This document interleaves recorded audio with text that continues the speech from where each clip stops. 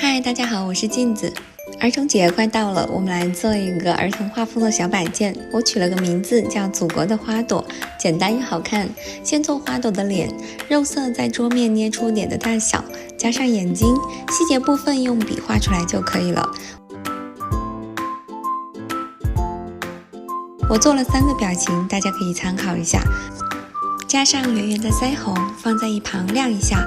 我调了3个颜色做花朵，当然也可以随意。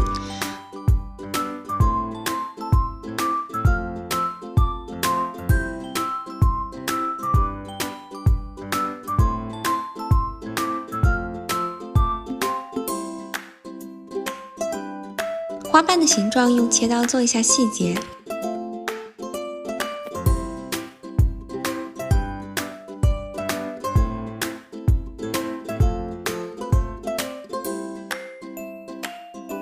脸加上去，加一点刘海更可爱。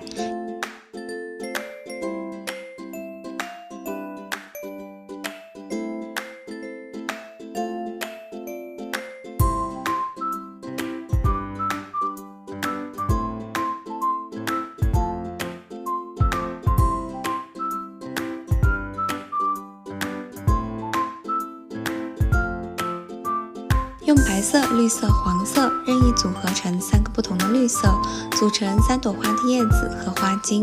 花茎需要用牙签进行支撑，再组合一下。注意花朵的背部也需要连接一点相应的绿色。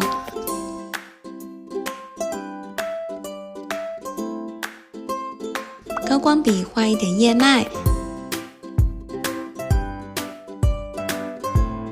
再做一棵树，树干也需要用牙签支撑，全部平放晾干。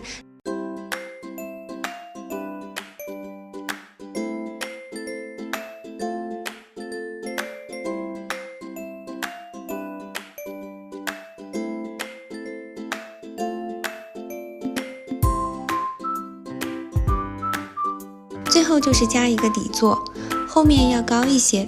我用刷子做了纹理，再组合。